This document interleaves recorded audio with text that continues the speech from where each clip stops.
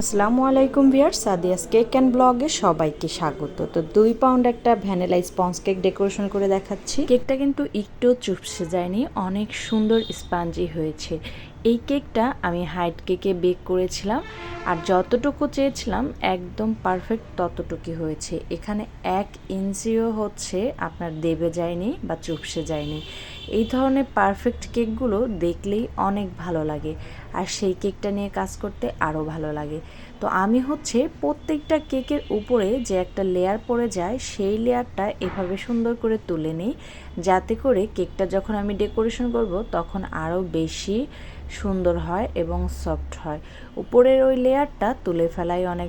এখানে কেকটা আমি 3 পার্টে পাট করে নিয়েছি, আর এখানে 3টা লেয়ার করার কারণ হচ্ছে আমি কেকটা অতিরিক্ত হাইট হয়ে যাবে এই জন্য। এমনিতেই কেকটা যতটা ফুলার কারণে বেশি হাইট হয়ে গিয়েছে।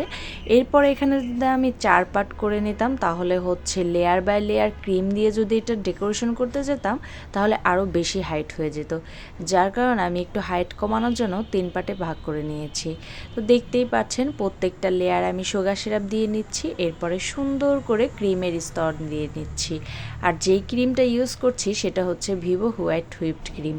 আর ক্রিম আমি কখনোই অতিরিক্ত ইউজ করি না, যতটুকু প্রয়োজন তার থেকে একটু কমই দেওয়ার চেষ্টা করি, কারণ অতিরিক্ত ক্রিম কেকে ব্যবহার করলেই কিন্তু কেকের টেস্ট দ্বিগুণ হয়ে যাবে না।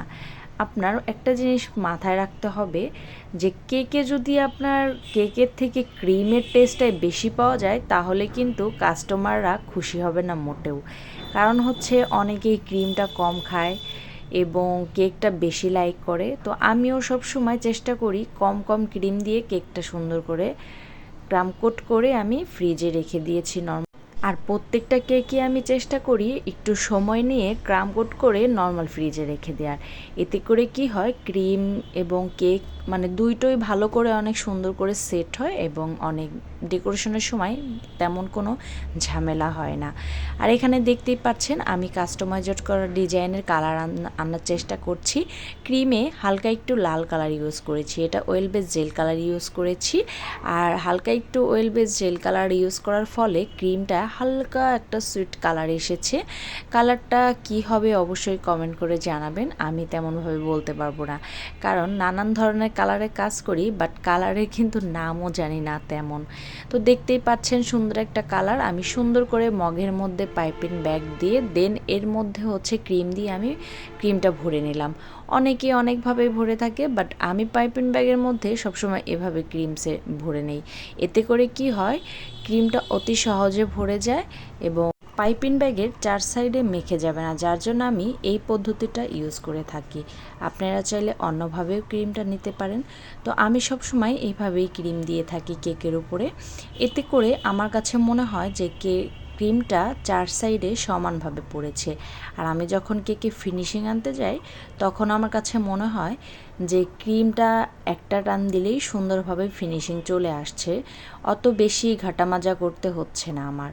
আর যদি উল্টোপাল্টাভাবে আমি ক্রিমটা দিয়ে থাকি কেকের উপরে তাহলে দেখা যায় কি অনেকক্ষণ ভরে কেকটা সমান করে 4 সাইডে ফিনিশিং আনতে হয়।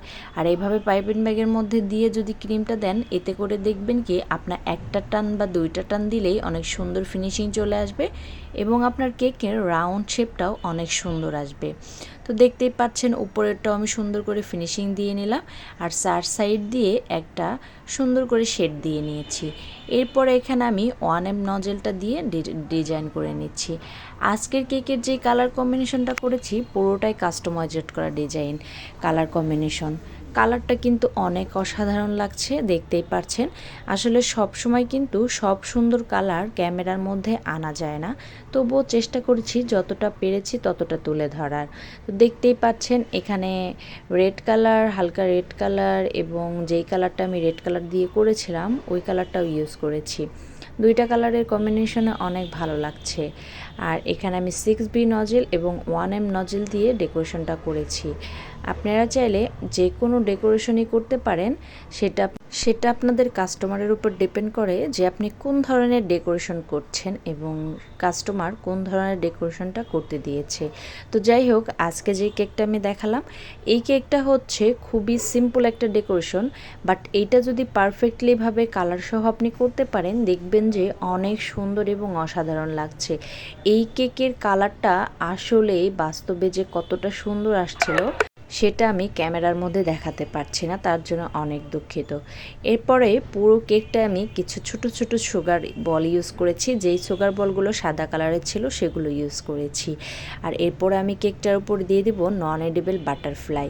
এই ধরনের নন এডিবল বাটারফ্লাই সব ধরনের কেকের পেজে পেয়ে যাবেন। যেই ধরনের পেজে হচ্ছে কেকের আইটেমগুলো সেল করে থাকে, সেই ধরনের পেজে আপনি এই ধরনের বাটারফ্লাইগুলো পেয়ে যাবেন।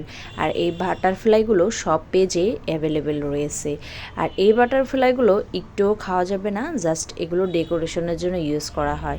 তবে এই বাটারফ্লাইগুলোর প্রাইস কিন্তু অনেক বেশি হয়ে থাকে, যার জন্য এটা আমি কাস্টমাইজড করার আলাদা এক্সট্রা প্রাইস রেখেছি এই বাটারফ্লাইগুলোর জন্য, কারণ এই বাটারফ্লাইগুলো আমার এক্সট্রাভাবে কিনে আনতে হয়েছে। এরপরে কেকের উপরে আমি দিয়ে দিচ্ছি একটা বার্থডে টপার। এই ধরনের বার্থডে টপারের জন্যও আমি এক্সট্রা প্রাইস রেখে থাকি, কারণ হচ্ছে এই যে একটা বার্থডে টপারেরও কিন্তু প্রাইস মিনিমাম 70-80 টাকা করে কিনতে হয়, যার কারণে এই বার্থডে টপারটা তো আর এমনি এমনি কাস্টমারকে দেয়া যায় না। এই জন্য যেই কাস্টমার বলে দেয় সেই কাস্টমারকে আমি অবশ্যই আগে থেকে বলে রাখি যে এই বার্থডে টপার নিতে হলে এক্সট্রা প্রাইস দিতে হবে, যার কারণে হচ্ছে আমি আগে থেকে বলে নেওয়াই ভালো, এতে করে কাস্টমারও ক্লিয়ার হয়ে যাবে। তো দেখতেই পাচ্ছেন কেকের ফাইনাল লুকটা কতটা অসাধারণ হয়েছে। আর এই কেকের সত্যি বলতে কি, এখানে যদি গোল্ডেন কালারের টপার পরিবর্তে অন্য কোনো কালারের টপার দিতাম তাহলে মনে হয় বেশি সুন্দর হতো না। এখানে গোল্ডেন কালারের টপারে ইউজ করেছি দেখেই কেকটা বেশি পারফেক্ট সুন্দর হয়েছে, একদম জল জল করছে। আসলে বাস্তবে কেকটা অনেক সুন্দর হয়েছিল। তো সবাই ভালো থাকবেন, ধন্যবাদ।